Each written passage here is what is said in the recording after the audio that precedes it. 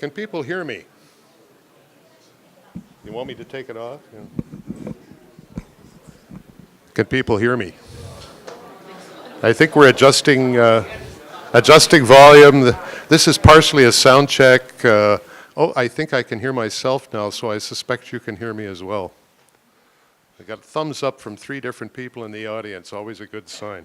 I like to think that's a personal approval. It's got nothing to do with the sound. Yeah. Welcome to our research talks. Very glad that you could join us today for what is the 10th in the series of research talks that we've been going at the University of Waterloo. And the other interesting part of that, this being the 10th, if you take a look at the different types of research that are going on and the density of what I'll call high quality, outstanding, world-class research that we have, although we've worked our way through 10 of our colleagues in terms of giving presentations, we have a lot of depth on the ground, so we're not going to be running out of opportunity anytime soon. Especially noteworthy, and I'm going to say this, it may sound trite, we are a relatively young university, and if you take a look at the research excellence at Waterloo and compare that to other 50 to 60-year-old universities in the world, you'll find we're in the top 2 or 3 in that cohort, and we are obviously in the top 100 when you look at all universities. That is a significant accomplishment for a university of the age as the University of Waterloo. We tend to like to tackle what I'll call grand challenges, and we tend to like to do that from a collaborative perspective. And actually today we're going to talk very much about that, of major challenges and changing lives around the world with respect to advancing digital X-ray machines, and particularly the application of those in the third world for diagnosing tuberculosis. Our speaker today is Professor Karim. He's a professor in the Department of Electrical and Computer Engineering, and he received both his Bachelor of Computer Science and his PhD in Electrical Engineering from the University of Waterloo. He then went on to complete a Master's of Business Administration at the University of Toronto. We were just talking before the start of the talk, and he has very interesting memories of this room because he took courses in this room as an undergraduate and said that actually the toughest courses were always given in this room. And he's taught in this room as well. So I don't want to date you, but you have a history with this particular room, let's put it that way. Karim has received many notable awards, including Grand Challenges Canada Rising Stars and Global Health Award, Canadian Institutes of Health Research Science to Business Fellowship, and he also was a recipient of the Ontario Early Researcher Award, to name a few. Karim is a senior member of the Institute of Electrical and Electronics Engineers, a member of the American Association of Physicists in Medicine, and a member of the International Society for Optical Engineering and Electrochemical Society. Karim's research group, the Silicon Thin Film Applied Research Group, works on a variety of projects involving thin layer deposition techniques and applications. I'm not going to go through all of the pertinent publications and patents. I would suggest that Dr. Karim is very well published and has protected a significant amount of his work through patenting. It's a great pleasure to give you the floor, sir.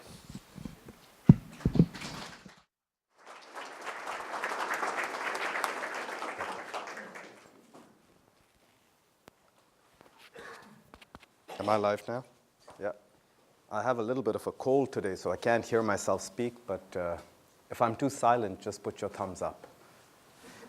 So, thank you, George, for that very nice introduction. I have to start by saying that a lot of the work that you see today would not have been possible had it not been for my presence at this university in particular. Waterloo, as you all know, has a very strong commitment to intellectual property that's reflected in their IP policies, and also a strong commitment to entrepreneurship, because, and that's reflected in the community that surrounds us. So were it not for those two things, I probably wouldn't be here talking about these things, because a lot of the success that we've seen has come as a direct consequence of those policies and the team, the senior administration that has been put into place at this university. So thank you all for this. And again, it kind of goes on to say that the work that I'm presenting today, even though it has come through me, it is not because of me. There is a large team of people, technical and otherwise, who have contributed to this. And you'll see that as we go through it. So I'm going to talk about colorful X-rays, or in the more technical way of saying it, multispectral X-rays. Okay? The image that you see on the right is actually X-ray art. I saw it at one of the radiology trade shows, conferences some years back, and I absolutely fell into love with it because it's an X-ray and somebody has taken the time to color out different aspects. But this kind of highlights exactly what colorful X-rays would be about. It highlights, for example, the flowers or the plants. They just pop right out because when we have color, we see the world very differently than if we had black and white. So to get into the business of X-rays, I thought I'd explain what an X-ray system is. And if I'm going too slowly, just feel free to tell me if it's obvious. But sometimes it's useful to go back to the basics. So an X-ray system comprises of a source and a detector. The source is where the X-rays are generated. X-rays are electromagnetic radiation. It's a bit like the sun, the light that comes out. It's just a different form of light. Our eyes can capture the light that's around us. X-rays, they have a different property, so they require certain types of detectors. And what you see there is an X-ray detector. This is quite a large piece of electronics. X-rays were first discovered in the late 1800s by Röntgen. Interestingly enough, the first Nobel Prize in physics was also received by Röntgen for that very discovery. The X-ray detector is quite large, unlike the cameras that you see in your cell phone. The main reason it's very large is because there are challenges in focusing the X-ray beam efficiently. Okay? So if I'm trying to image a chest, for example, I need to make sure that the detector is as large as the object that I'm trying to image. That's one of the challenges in building these X-ray systems. You have to build electronics at very large sizes. Now, I kind of gave it away when I said X-rays had been first discovered in the late 1800s. They've been around for over a century. So it should come as no surprise that today, 2 billion X-rays are taken annually, globally. Just imagine the volume of X-rays, right? There's 7 billion people on the planet. We're literally saying 30 to 40% of them are getting an X-ray, crudely speaking. 60% of all medical imaging is based on X-ray. In fact, X-ray was kind of the thing that enabled medicine to take this great leap forward where it became a diagnostic type of profession as opposed to a caretaking profession, right? So X-ray is quite significant. It's kind of, it underpins the foundation of modern medicine. Obviously still very relevant today, even though you may not hear about it.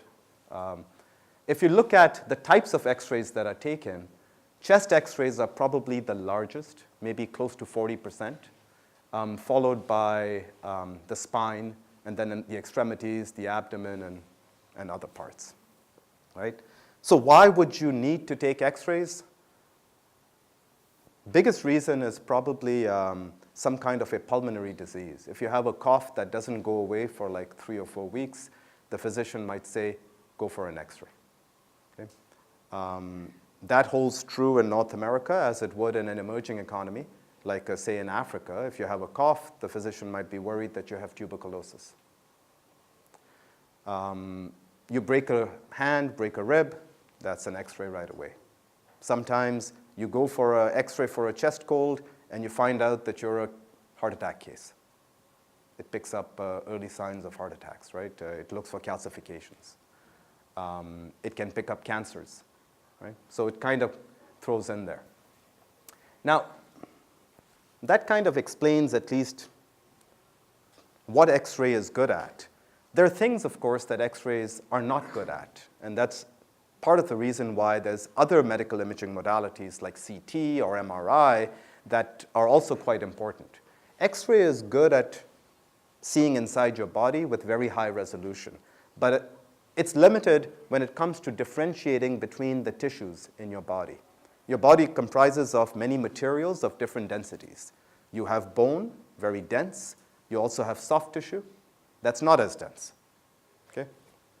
So that's where the problem comes in. An X-ray, it has a hard time trying to tell the difference between bones and soft tissue in its current approach, in the way it's used currently. There is a solution to looking at the different densities of materials of different densities. It's called dual energy X-ray. But this dual energy X-ray is limited, and we'll get into exactly what that is.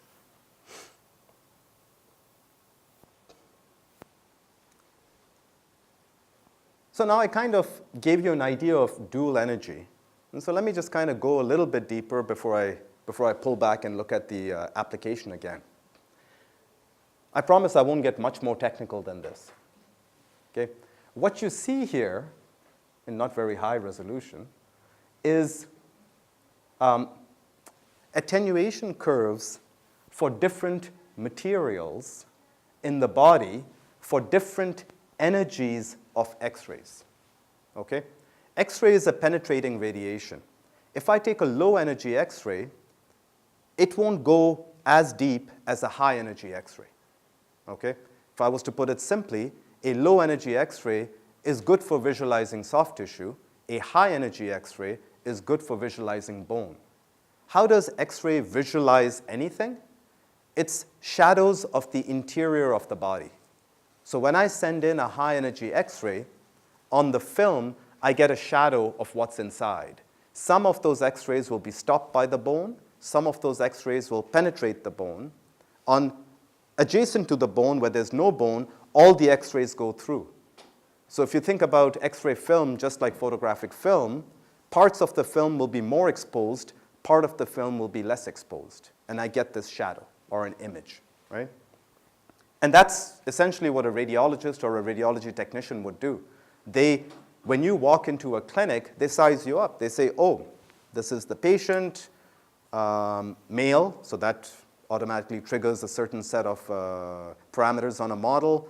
We're going for a chest X-ray because I'm looking for a certain type of fracture. This patient is maybe about 20, 30 centimeters in diameter. Okay, I'll pick this energy, and I'll use this much current because I don't think he's very big, so it should be relatively easy. That's what they do. They're optimizing the beam and the X-ray energies to the object that they're trying to look at, and they're trying to look at the shadows, so whatever's inside. So what this curve is kind of showing is, if I look at soft tissue, you get attenuation at the low energies.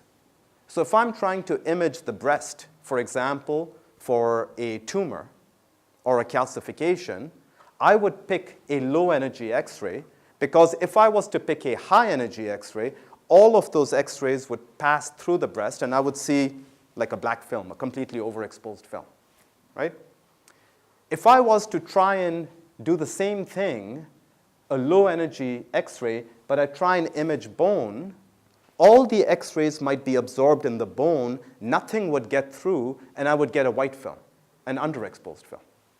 Okay? So I have to pick and choose my energy carefully depending on the material I'm trying to image. So low energy, soft tissue, high energy bone, right? That's kind of the takeaway point.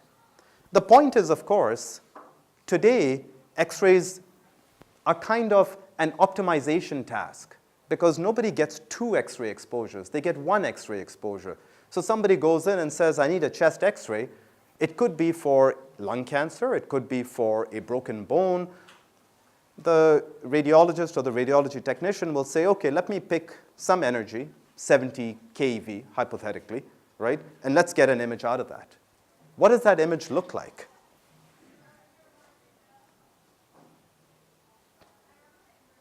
So let's take a look at 2 images on the left-hand side, okay? you've got a low energy X-ray. In this case, we picked 56 kVp, and I'll explain the kVp in a second. And on the other side, you picked a 120 kVp. In both of those images, you can see the rib structure, but you also see the soft tissue. For example, you can see the heart, right? There's the heart. There's the diaphragm, right? There's the rib structure. There's your clavicle, right? You can even see bits and pieces of the lung if you look very carefully. Now, radiologists, of course, have much better eyes than I do. They can see more things in there than I can. But you can see quite a bit with the low energy. And with the high energy, maybe the bones are starting to appear more visible. The soft tissue is looking more transparent, but you're able to see that. But typically, with a single energy X-ray, you would just see one of those images, and that's all you get, right? If I can get two images, a low energy image and a high energy image, now I can do some interesting things. I can do weighted subtractions. So, for example, in this image, which is nothing more than an outcome of subtracting these two images in a particular manner, I have been able to get rid of all the bone. What an unusual looking image. It's somebody's chest with no bone. And why is that important? Well, if I'm looking for lung disease, the bone's not going to obscure it.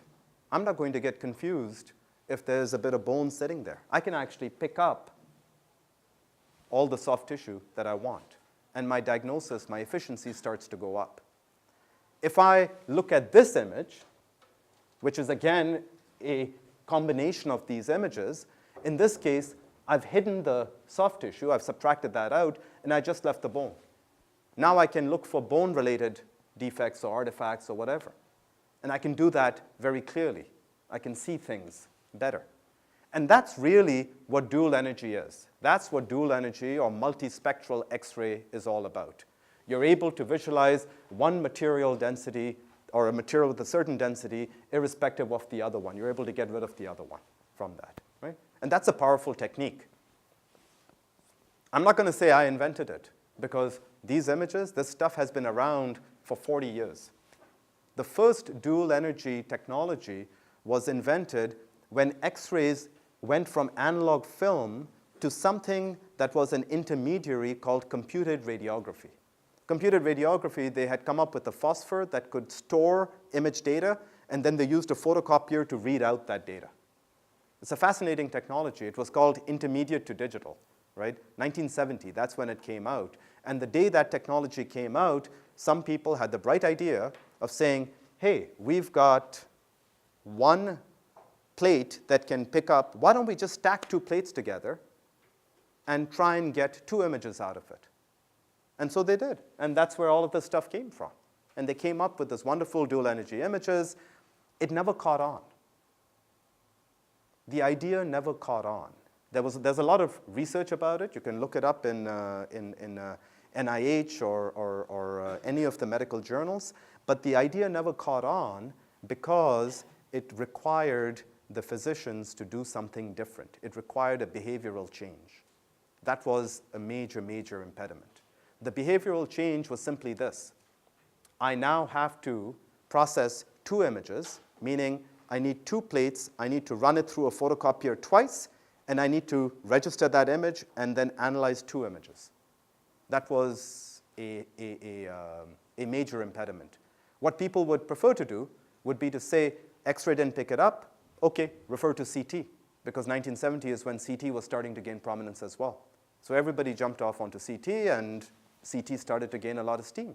In fact, even today, when a chest X-ray is inconclusive, the doctor will say, go for CT, right? So that's dual energy, right? That's the basic premise behind it. That tells you about what color X-ray is. It's giving you that. Now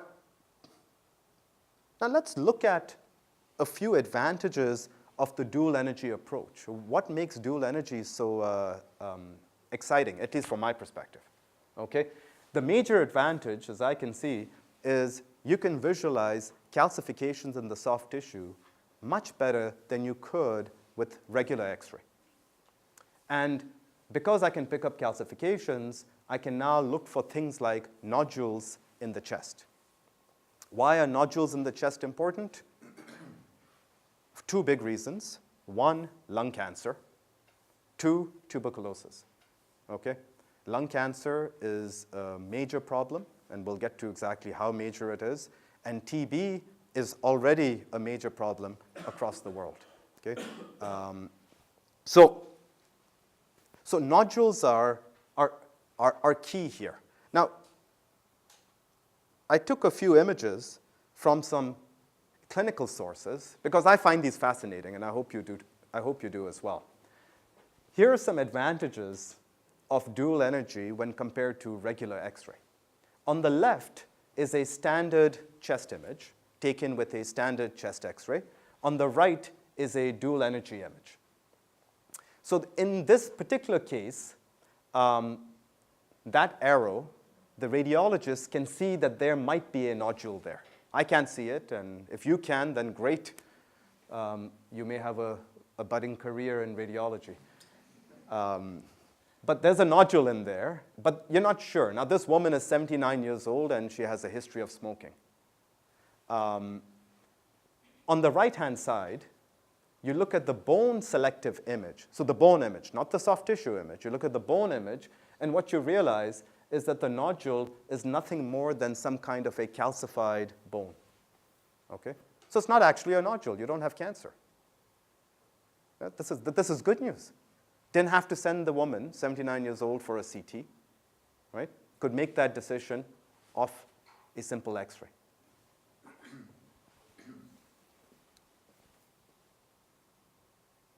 Now, here's an example where the nodule is real. Okay, that was the fake nodule. This is a real nodule. Again, a 79-year-old man with Rayleigh's. And in the unsubtracted, the regular chest X-ray image, you get, again, some nodule. You're not sure what it is. It's where the arrow is. Hopefully, you can see that right there. There's the arrow. And, OK, so you've got and again, you're not sure what it is. But in the bone selective image, you realize that it's actually some kind of a calcified granuloma. So it's actually a cancer. Okay? Now, this patient doesn't need to be sent for CT because you've been able to identify the disease. You know what needs to be done. Right? So that's an advantage again. What you're noticing here is there's a pattern. You're sending less patients to CT. And that's important for a number of reasons, not least because of quality, cost, and access in our healthcare system. Okay?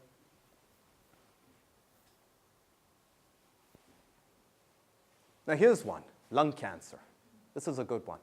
So in the left image, in the standard unsubtracted regular chest X-ray image, this is a 59-year-old man with a history of smoking. You can't really see much, actually.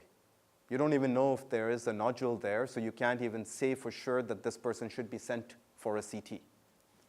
But in the dual energy soft tissue image, you notice something. You notice a mass, and that was previously obscured by a bone. You notice that. That's where that black arrow is sitting, right here. Okay? And then when the man is sent off for a CT, it's confirmed there was a cancer there, right? So in this case, you've managed to pick up a disease, whereas previously that would have gone undetected. Now, if you know anything about lung cancer, it typically strikes people who are older, usually above the age of 50. Typically, when you find lung cancer, it's too late. The lung cancer is the one cancer, it's responsible for 25% of all deaths due to cancer. So it's kind of a terminal. Literally, you find out you have lung cancer, and the chance of you lasting more than 2 years after that is slim, right? It's a very late stage type of disease. So that's where early stage screening could be interesting, right? Today, there's no effective way to screen early for lung cancer. Chest X-rays are not effective. People have recently in the US, they approved low-dose CT as a screening tool for lung cancer. But there are some challenges with that, and I'll explain that why. Once you understand CT, you'll kind of see, okay, this doesn't seem to make sense. Okay, So what are the other advantages of dual energy type multispectral X-ray? You can identify a whole bunch of other cancers, these hilar and mediastinal masses. You can look for tracheal narrowing, vascular disease, some chest wall abnormalities. My personal favorite is the localization of indwelling devices such as stents and catheters. This sounds really nice. You're looking for devices that have been put inside the patient for sure. You know what else? When I spoke with doctors, they said it's really good to have a technology that can find if we've left a sponge in the patient. So fascinating, right? But that's where this technology actually has a role, right? You finish up your work with the patient, run a quick scan, make sure you haven't forgotten anything in there, and off you go. So really the real value proposition is it's reducing the need for CT and follow-up radiography for things like cancer and also potentially for heart disease, although that one we haven't explored as much. Now, about 7 years ago, there was a revival in dual energy X-ray. One of the large medical OEMs actually tried to bring it back into prominence, right, into GE. They actually brought this back. And they've been investing lots of effort, and I'll talk about what they've been doing. But what are the clinical indications where a doctor would say, let's use DE, let's use dual energy, right? So one is if you're doing an eval for transplant, that's a good place, that's a good time to use DE. If you've got cancer or a history of cancer, or for example, between your cancer treatment follow-ups, you want imaging, you don't want to use CT, DE can be used for that. If you have an unknown pulmonary nodule, right, like lung cancer, or in TB, for example, if you have a history of smoking, DE is a good one for that because you know there's a higher chance that you would have lung cancer if you've been smoking. So then you might as well go for dual energy because you have a higher chance of actually picking it up. Or things like if you have a history of TB or if you have a positive skin test, which is used as a screening tool for TB, then you would use dual energy. Now, this is stuff that doctors are already convinced that dual energy should be used for, right? It's not used as much, admittedly, but at least this has been validated over the last 40 years since dual energy first came about. But here's our hypothesis, right? This is what we came out with. We said, why not use dual energy for lung cancer or TB screening?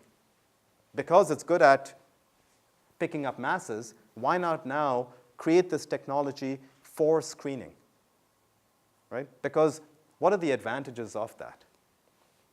Well, here's a statistic that comes from it. Lung disease is the third greatest killer worldwide.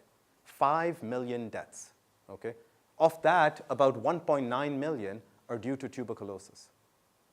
The rest are due to cancers and other varieties.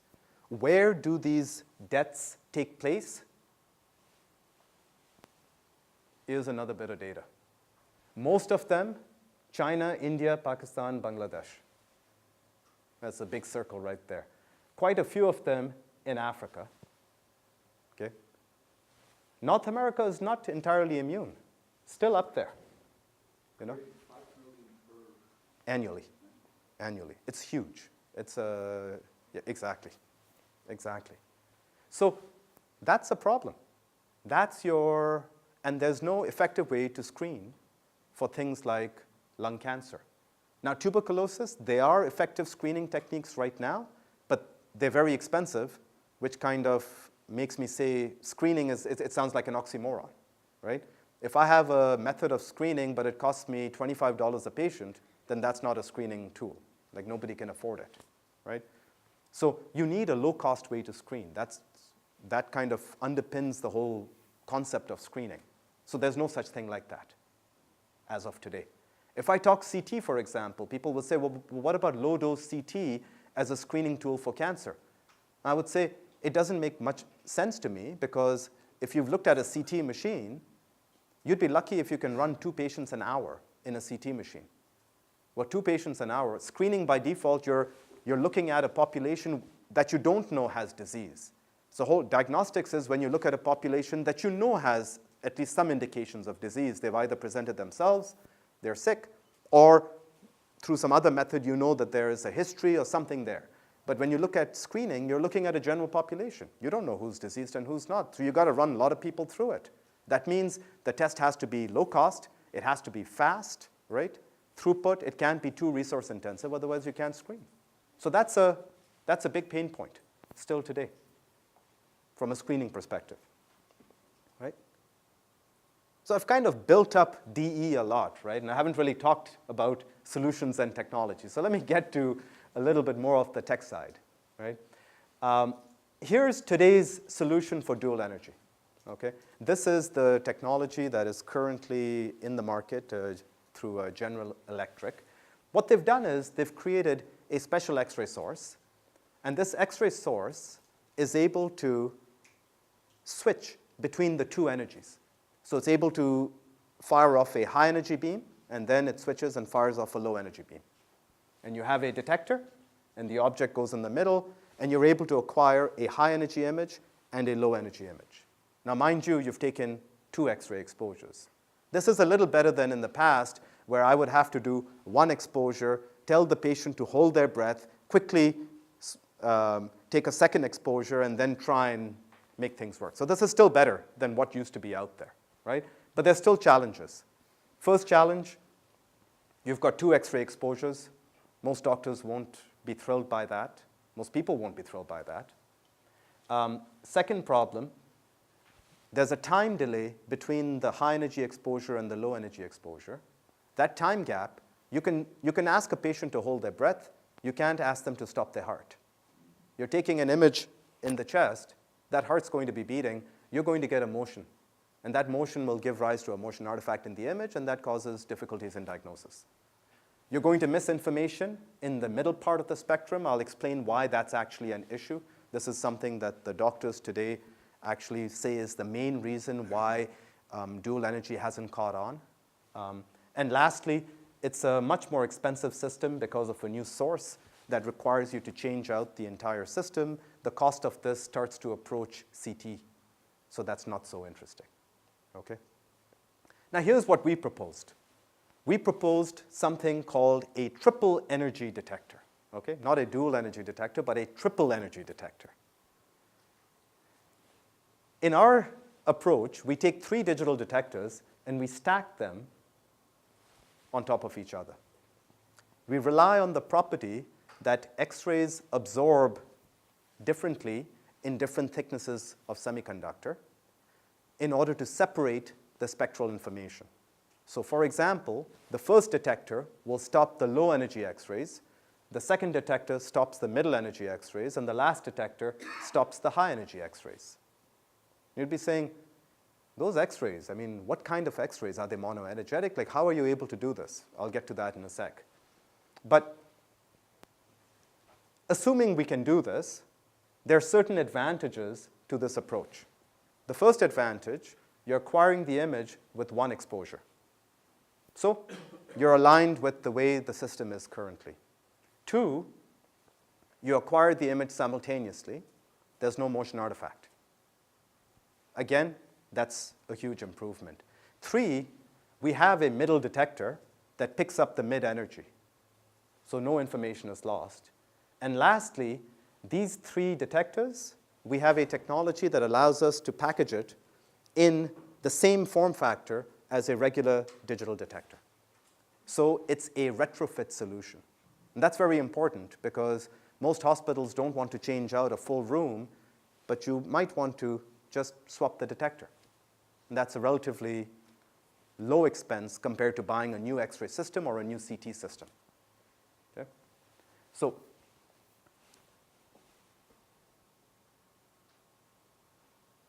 here's an image that shows you what a motion artifact would look like.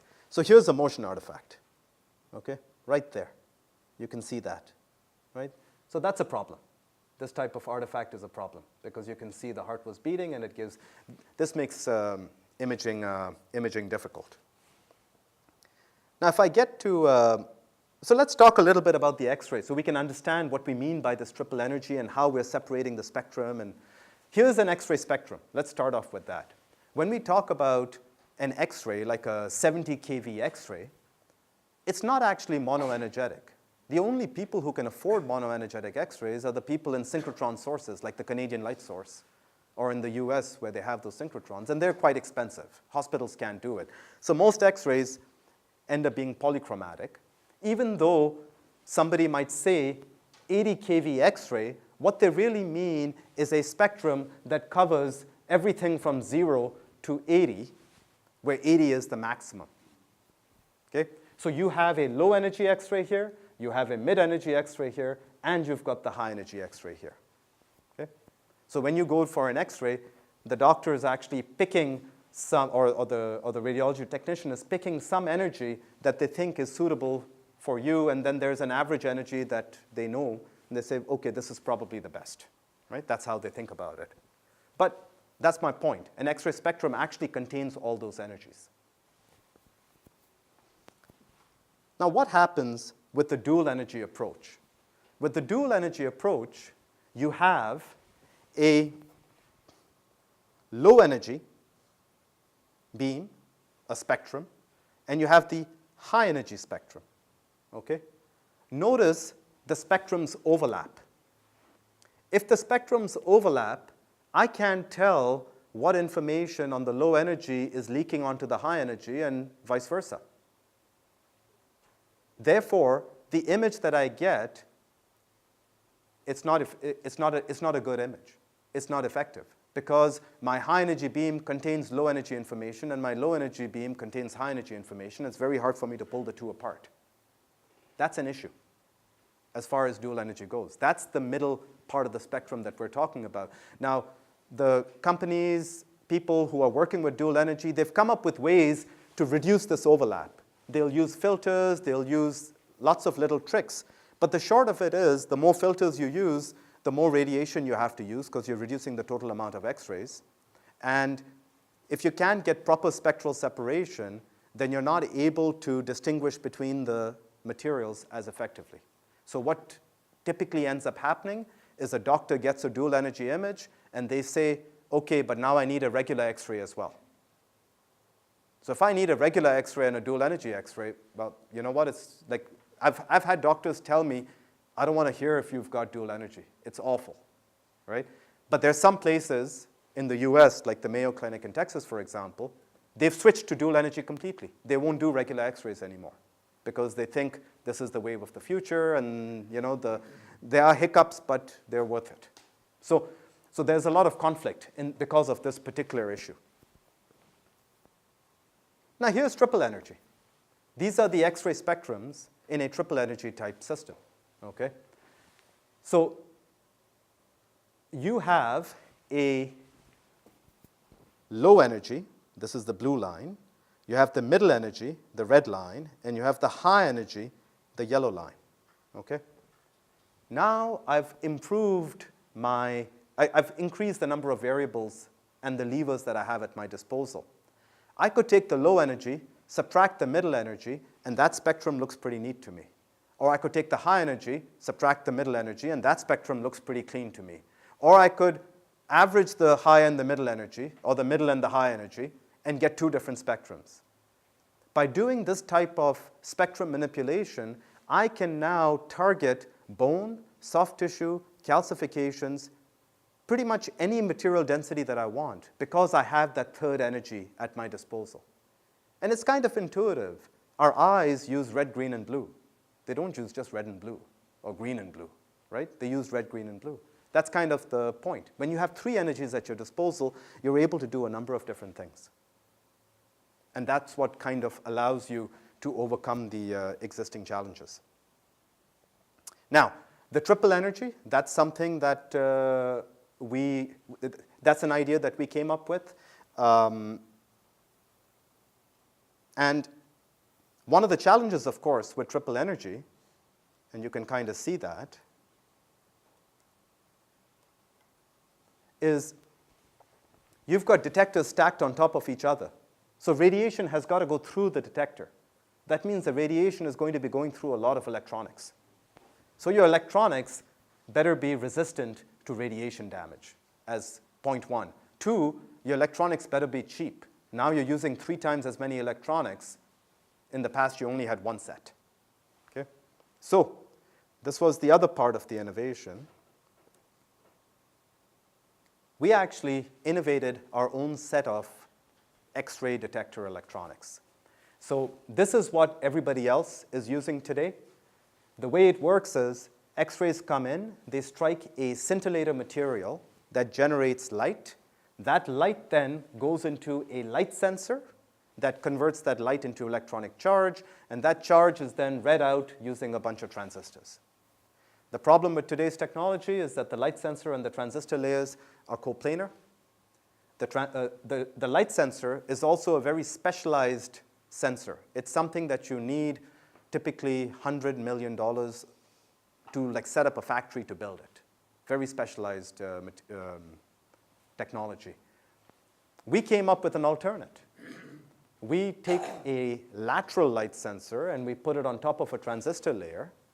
The value of this is twofold. One is we capture all the light coming in, so our devices are more efficient. But the real value is that that light sensor can be built in the same factory as your computer cell phone screen, okay? Your computer screen or your cell phone screen. Now, you don't need a $100 million investment. You can go to an LCD manufacturer. You can tell them, this is our technology. Can you build it? The first time we did that, they asked us, in the market, how many of these are sold annually? And we said, oh, about 30,000 a year. And they started to laugh. So, but why are you laughing? They said, oh, we can supply that in 3 days. So 3 days. So now you can understand where the cost of the X-ray detector is coming from. There's infrastructure, there's labor costs, there's costs per unit, there's insurance costs. All of those are being borne by the current manufacturers. This is the reason why the detectors are so expensive. When we pitched this idea originally, Grand Challenges Canada funded us to build a $1,000 detector for emerging economies because we could drop the cost of production so dramatically. That was kind of the foundation of our work, actually, was this low-cost detector. Right? So this technology, right, it's robust to radiation damage. It's very reliable. It's not as specialized as the existing. It has higher resolutions, better light efficiency, and it's cheap. Right? Kind of fits all the metrics. So now you kind of have an idea of how a triple energy device can be built, right? Now here's the impact. If triple energy comes out, and the value of triple energy is twofold. One, it can give you what a standard X-ray gives you today, so it doesn't disrupt the flow. Two, it can give you multispectral, so it gives you additional information should you require it to make a better diagnosis for lung cancer or TB. So it's essentially saying we've taken X-ray technology and just made it better. Say black and white X-ray went to color X-ray. It's a better X-ray.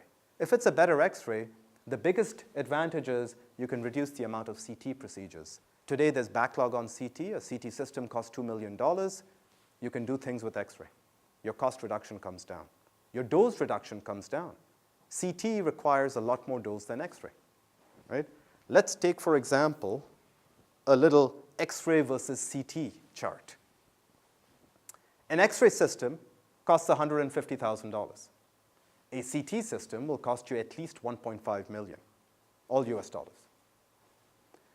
One chest X-ray will give you about 10 days of natural radiation. People worry about X-rays. I usually tell them, you should worry, but it's not cause to lose sleep at night. Because if you take a flight from here to Vancouver, it's like the equivalent of getting an X-ray. Right? So if you're flying, you're getting X-rays anyway. The cosmic radiation is going to blast you as you're up in the sky above the shield that's around us. In a CT system, one chest CT is giving you 2 years of natural radiation. Okay? You should worry about CT. You should only do it if it's really necessary. Because CT it's ionizing radiation. It could cause cancer statistically in 20, 30 years from now. If you're very young, you should be careful of CT. If you're older, You know, you can do the math. Okay, that didn't come out right. That didn't come out right at all. So an X-ray system has better resolution. You can get to 80 to 200 micron pixels. A CT system has 500 microns, so it doesn't have the resolution of X-ray. But an X-ray system, the traditional ones, have poor tissue contrast. The CT system has better tissue contrast. Well, dual energy lets you, or multispectral energy lets you get better contrast, right? So that's why I said it's a technology that can start to replace X-ray. It'll probably be gradual. It'll go after specific niches like pulmonary, going after lung cancer screening, TB screening before it starts to gain steam. But this is kind of the way in. Here's kind of a matrix, if you will, of the different modalities out there. You've got standard chest X-ray, you've got CT, you've got current dual energy, and then you've got what the triple energy can do. And the main differences are tissue differentiation, okay? Chest X-ray can't do that, but the others can. And in the case of CT, the lower dose and retrofits and high throughput. CT can't do high throughput. That's where the weakness comes in, right? So that's where dual energy has an advantage. It has a clear advantage. Now let me show you some data on some of the devices we built. So we've built small prototypes. We built a large prototype recently. This is a 30 centimeter by 30 centimeter device. It's literally the size of your chest. It was made actually at a startup company in town that was supported by Watco and the Office of Research. Thank you again. And that glass, the sensor, was actually built overseas at a display company to prove that this thing actually does work, right? It's been proven. And right now, the triple energy devices are in progress. Let me show you some images, right? So there's what an X-ray imager would look like. The sensor glass is under this carbon fiber plate. There's electronics on the side. There's an enclosure that goes around it. Here's one of the first images we had taken. It's actually of a printed circuit board. X-ray is used for more than just medical. They use it for inspection. And here's a nice one where you can see the lung. The colors aren't as visible because I think the room is too well lit, but you can kind of see all the vasculature. That's an alligator head sitting on the right there. One of our friends had an alligator head, so we put it in there. You can actually see the eye sockets of that alligator pretty nicely. You know, that's. So the next steps are we're preparing a clinical pilot and validation at Grand River. That's what we're in. We hope to be able to do this during this year in 2017, and yeah, off the single layer, and then follow it with the triple energy. And I'll just conclude by acknowledging at least a few of the key people involved. So the dual energy work actually started here in 2008. And that was Nick Alec. He was my PhD student. He's now at Apple, unfortunately. He was the one who did all the work with Grand River, with our dual energy prototypes, the pixels. Sebastian was also my graduate student. He actually did his undergrad in physics from this university. And he's at Sunnybrook now. He was involved with the triple energy work. And then Sina, another one of my graduate students, built all the detector, the sensor electronics, the robust sensor, the lateral sensor, and he's now at the startup company. Amal is my partner at the startup company. He's kind of handling the commercialization side of the technology. Aldo and Ian are researchers and professors from the FDA and robots research. They helped a lot get this technology validated through the last decade and to where it is today. And of course, partners, Grand River, the FDA, and of course, the startup company, KE Imaging. Funding sources, NSERC, CIHR, OCE, grant challenges. They actually were the original people who came in on the low-cost idea. They put in the first $100,000 back in 2012, and then they followed it up last year with a $1 million investment into the startup to actually bring that technology to market. CFI and the MRI for the Ontario Research Fund, right? I mean, it's kind of, perhaps it's not stated as much, but Waterloo's pretty advanced. It's advanced. We've got 4 clean rooms on campus. That's unheard of in universities. I travel a lot. When people hear that we've got 4 clean rooms, they just take a step back. They go, what do you need so many clean rooms for? Well, I can answer at least one. We built ours in one of those clean rooms. That's where the sensors came out of.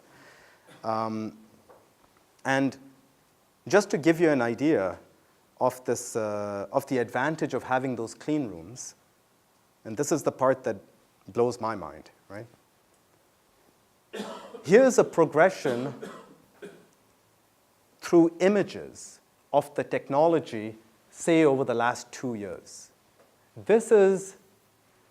These 2 are images that were taken on devices that we built in the clean room here. And these are the images that we're now getting in production. Now, here's the challenge, right? I think this is always the fundamental research challenge.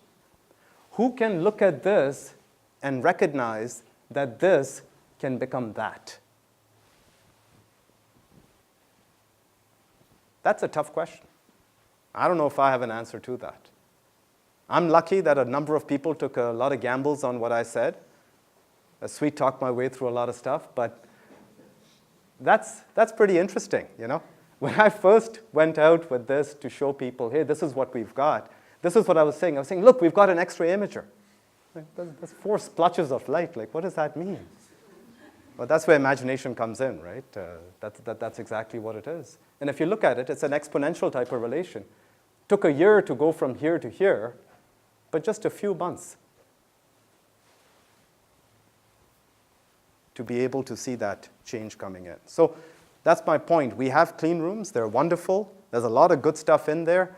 And I guess with a bit of imagination, lots of stuff is possible. So thank you again.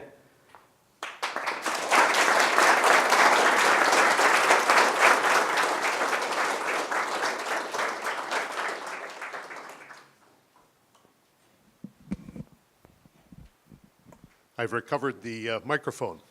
We have time for about 5 minutes worth of questions. And for those of you who have joined us before, we're doing a webcast of the event as well. And in order for folks on the webcast to hear your questions, you need to use the microphone. So I'm going to pass the microphone over and then turn the floor back to Karim.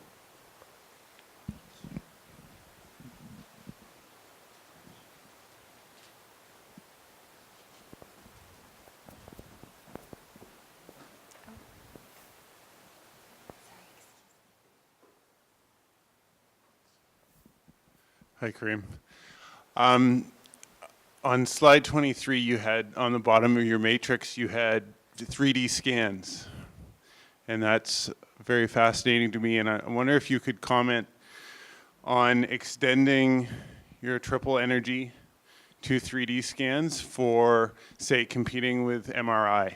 Because you can see soft tissues and how you could compete cost-wise and imaging-wise with MRI. Thanks. Yeah. No, that's a great question. I did gloss over that. But so X-ray, I think, will have, even though we can pick up soft tissue, there will still be challenges to go head-to-head with MRI. MRI is, I think, still the undisputed leader when it comes to soft tissue type visualization. This will help you get past the soft tissue, like subtracting it in order to see the bone.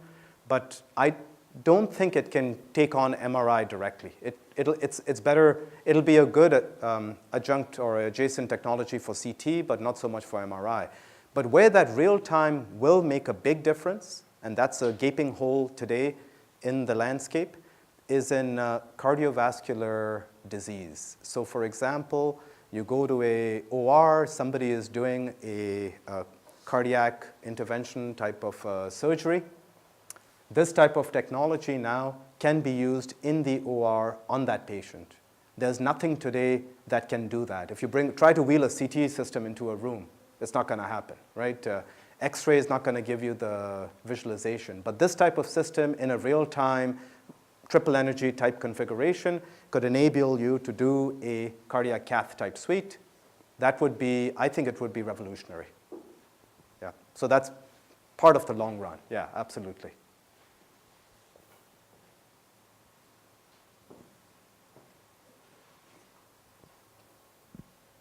I remember the grand challenges, so it's fun to see that it's grown from then. You talked about it being screening and needing to do more than 2 an hour. You didn't talk about what this technology, what the triple energy can do. How many people can you put through the X-rays, and how much, what kind of a cost differentiation are you getting? Absolutely. So it depends on which country I'm having this conversation in. So in Canada, I would say you could probably do 10 an hour with regular X-ray. You can probably screen through 10 patients. In theory, you could do this at 30 an hour. And there's countries like China where they do actually start pushing the machines to their limit. They have, I just can't imagine telling a patient, ready, get, set, go. I can't imagine that, but there have been places where they have been able to pipeline and optimize the process so that the machine is just being used continuously. Because to take an image, it's instant. It's like a digital camera. You push a button, literally 5 seconds later, an image is on your screen. Now, you don't need to diagnose it immediately. You just archive it, store it, email it, whatever, and the next patient comes in, click, right? So if you had your flow set up, there's nothing saying you couldn't do 30 an hour. But given what the system is today, you're probably looking at about 10 an hour in North America versus about 2 for CT. What non-medical applications have you thought about? Right. So the non-medical is actually what's driving this technology right now. The applications there are primarily in non-destructive test. So when I'm talking about non-destructive test, I'm looking at imaging automotive parts, castings, weld seams on pipes, small printed circuit boards, looking for reliability in those. That's a huge driver today with the semiconductor industry and the automotive industry and the food industry. Everybody's going towards automation and automatic quality assurance. That's what's driving this. The other area that's also quite big is veterinary medicine. So imaging small animals, dogs and cats, right? Prize horses, camels. You're laughing. I've had people ask me, I've got prize camels, race camels, and I want to image them. You can guess where that question came from. And of course, bulls and cows and horses, right? So those are pretty big drivers for this technology. Karim, thank you. A fascinating presentation and very exciting technology. Your triple energy detector is going to have huge application both medically and elsewhere. But I want to pose a question that one of your slides in turn posed, which I don't think you can answer with your detector, but I'd like your views on it. And I'm referring to the slide where you illustrated the difference in incidence of lung cancer across the world. Yeah, right. And the differences are stunning, they're striking, and they don't make a lot of sense. So for example, China has a very high incidence of lung cancer, of lung disease. Lung disease, yeah. If you look at South America, there's a strip along where Chile is, which is, I forget whether it's higher or lower than the rest of South America, but a huge difference. So why these differences? Yeah, why is it so different in different sectors across the world? Yeah, you're right. I can't answer that with my knowledge base. But well, maybe with your knowledge base. You can't do it with your detector, but I'm hoping you can with your knowledge. I can hazard guesses, but it's hard for me to say conclusively, especially for things like cancer. One might argue pollution is a huge driver of lung cancer in China. I can say that. I was out there in China. I literally felt like my lungs were burning. And I went in with a cold and I came back worse. That was just last week. That may be part of it, right? Definitely things like overpopulated areas have a higher incidence of TB, especially if sanitation is not taken into account. We saw that recently in the news in northern Canada. There was a person who died because of tuberculosis in Canada, right? So that kind of stuff does happen, right? These are drivers.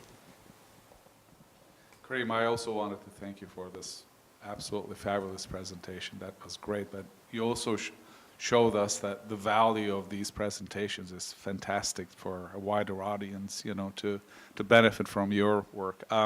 You also demonstrated that you could be a passionate teacher, a really, really, you know, impactful researcher, but also at the same time you can commercialize and, you know, those things. So aside from that, when you started your career, you had no idea that you were going to do this. You were focusing on your basic fundamental research. What were those that enabled you to get here, to get to this point? What did you start with? You know, what enabled you to be able to come up with this fantastic idea and innovation? Well, that's a good question. You didn't have to say that. No, that's a good question. I'm just buying myself time to think, actually. It's a good retrospective question. I think when I started out, there was one guiding philosophy that I've used since I've started back in 2002, or I should say even through my grad school in 1998, and that was to pick areas that are challenging, but always be focused on the pragmatic, on the manufacturable. And it's a very unusual thing, because by default, when you pick challenging areas, you should have the ability to kind of decouple from what's possible today and kind of say, okay, you know, I got to try out something new. But in my case, I have sometimes constrained my thought process to looking at things that are manufacturable. Now, admittedly, I didn't always say that I would look at things that are manufacturable in one discipline. I kind of went beyond that, and I looked at multiple disciplines, like semiconductor and medical. Said, what are they doing there, and tried to pull it in. That might be perhaps one of the things that I always kept at the back of my mind.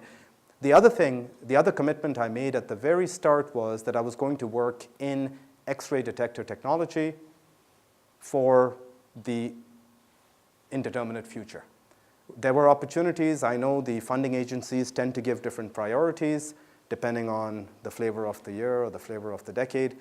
But I kind of said, I'm going to fix on this technology and going to try and keep it locked down into it. And so for the first 10 years, I think I was almost exclusively focused on health detectors. And then I kind of branched off and said, let's do non-health related detectors. But those were perhaps the two kind of overarching guiding thoughts. Everything else kind of, I feel like it just kind of happened. You know, and it sounds kind of strange, if you would, you know, because strategy is always knowing what you shouldn't do. And then the stuff that happens, but you know you shouldn't be doing this. And so that perhaps may have had some, the other thing, okay, no, there was a third thing. I made sure I stayed very close to a school that had the infrastructure to be able to get me to where I wanted to get to. That was probably the third key thing. Clean rooms. Clean rooms, I will tell you. 4, actually. We've got 3 plus a teaching clean room. We have a nanotechnology teaching clean room. I think it's fantastic. You know, a school with that many clean rooms. You also have a good connection with the provost. Yes, absolutely. That helps like you wouldn't imagine. Yeah. Karim, thank you very kindly. I have 3 points to make. Your talk today works on a couple of levels. Obviously, the first one is the actual interest in the topic itself. But there's a couple of other points. The first one, I spent a lot of time, as do a number of my colleagues, worrying about how we fund high-risk research. And if there was ever an indication of the benefits of funding high-risk research, is you take a look at your image 2 years ago and your image now. Second point, you put up 2 slides. One of them, you don't need to start pulling up slides. One of them were photos of 6 individuals that you partner with, and the other one was a slide indicating your formal partners. And if you were to ever give an example of people from different sectors all coming together, converging on solving one problem. I mean, you had Apple, Sunnybrook, University Health Network, KA, a divergence of activity all converging on one problem. That's a perfect example. Third comment is it's rare that you see a guy toss an alligator's skull into a slide for effect. Thank you very kindly.